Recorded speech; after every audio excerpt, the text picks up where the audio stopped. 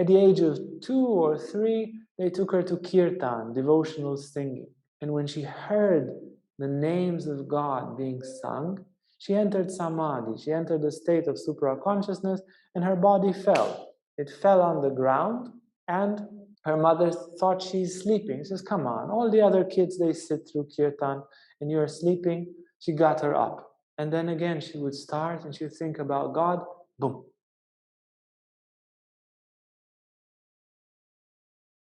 We'll start today with a series of lectures, short lectures, about the great divine incarnation, the Indian saint, Anandamayi. It is with a lot of love and with a shivering heart that we speak about such an extraordinary being. What if God would incarnate as a child, as a woman, on the 20th century? What would it look like? How would God behave in our time-ish, 20th century? What would he do? How would he speak? How would he live? How would he eat? How would he relate to other people? What questions would he answer? Well, I guess somebody up there asked that question because God was incarnated in a woman. The one eternal absolute took the form of this perfect woman, Anandamayi. And her life is a playful experiment, an exemplification. People say, live without an ego, live without an ego. And then you say, well, it sounds like a great idea, but how do I do it? How would it look? Read her biography. Listen to these lectures. This is a life without an ego. Throughout her life, 80-something years that she lived, flawless, without a drop of selfishness, without a drop of ignorance, perfect through and through. There is a quality in her. Every saint brings a quality that is just incredible and is unique for that saint. And that quality, that shine, that glow of the Divine Mother is what we aim to bring forth in this series. Not just the information, but hopefully this feeling of sacredness. In her pictures, you see, I just consider one of the most beautiful, most perfect human forms. She was in the Renaissance.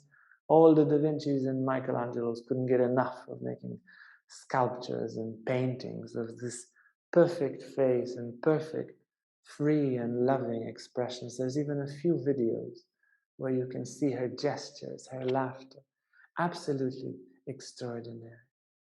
When she speaks about her life, she starts by describing, her biographies were written by her close students, taking from bits and pieces of stories that she would say and bits of pieces of stories that other people would say about meeting her. So she starts by telling her moment of birth. She says, yeah, my head was facing towards the east. They took me out like this, and I didn't cry. I saw a mango tree when I was born. How could I cry? What a beautiful mango tree. And she remembers, they did this, my grandmother took me like that, this was panic, this was... She was always the same. And she keeps telling, also as a child, she was always the same. At the age of 2 or 3, they took her to kirtan, devotional singing. And when she heard the names of God being sung, she entered samadhi, she entered a state of supra-consciousness, and her body fell. She was sitting, her body fell. It fell on the ground, and her mother thought she's sleeping. She says, come on, all the other kids, they sit through kirtan, and you're sleeping. She got her up. And then again, she would start, and she would think about God, boom. And from a very young age, she had this extremely spiritual nature. She said, when I would play with the other girls, no matter what we would play, I would always win. Because she's God incarnate. They would all try and conspire together to defeat her. Nothing. Anybody that would ever try to hurt her in any way throughout her life would be immediately warned. She would go to the neighbor to get yogurt or something, and she claimed she was supposed to come in this hour. They sent her a little later. The neighbor was like, oh, you're late. What do you think? I'm already doing something else.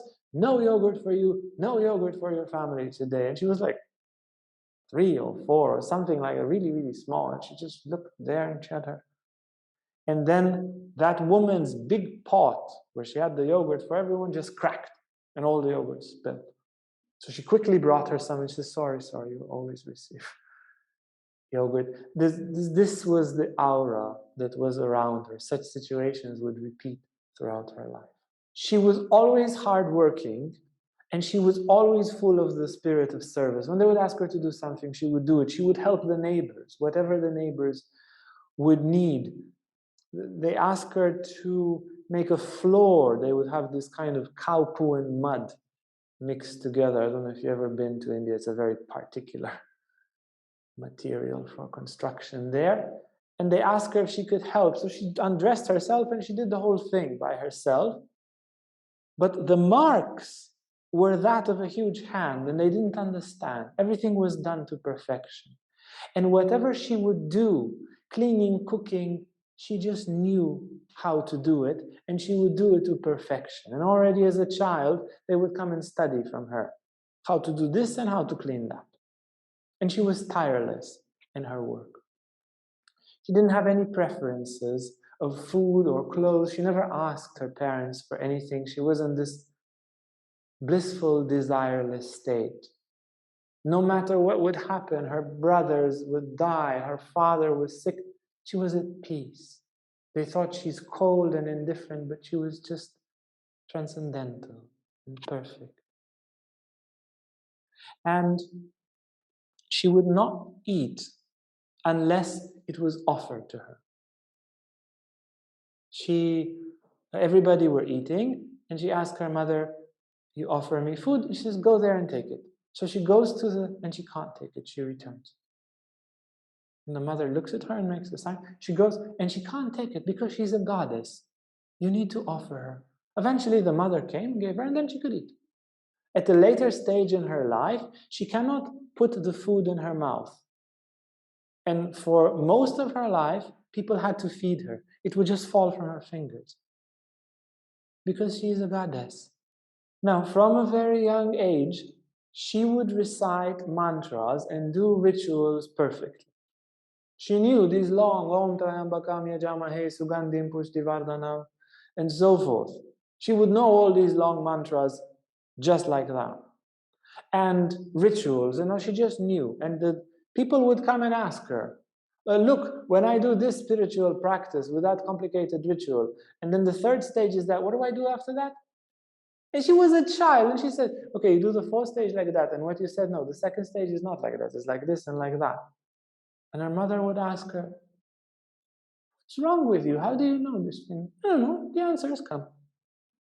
At the age of 6, they were doing some kind of complicated ritual for the adoration of the Divine Mother, and she entered a state of rapture, and she started reciting mantras that fit exactly with that ritual, but mantras she never learned.